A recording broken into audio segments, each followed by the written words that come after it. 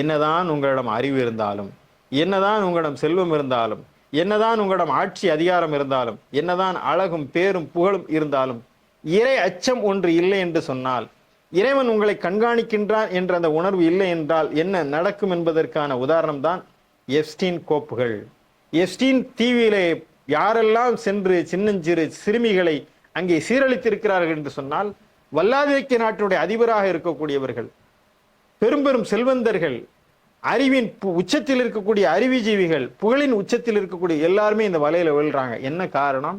பணம் இருக்கு, எங்கள்கிட்ட பெயர் இருக்கு, எங்கள்கிட்ட அறிவு இருக்கு, ஆனால் எங்களை கண்காணிக்கக்கூடியவன் எவரும் இல்லை, நாங்கள் மனம் போன போக்கில் நாங்கள் வாழலாம் என்று நினைத்தால் அவர்களை இந்த உலகம் எப்ஸ்டீன் தீவிலே கொண்டு தள்ளி இழிவுக்கு ஆளாக்கி விட்டது.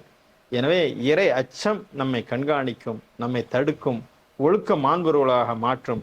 தனிநபரை ஒழுக்கமுள்ளவனாக மாற்றுவதன் மூலமாக ஒரு சமுதாயத்தை, ஒழுக்கமிக்க சமுதாயத்தை உருவாக்குவதற்காக இஸ்லாம் தருகின்ற தூய்மையான தெளிவான வழிகாட்டுதலை இந்த திருக்குரானின் மூலம் நீங்கள் விளங்கிக் கொள்ள முடியும். எனவே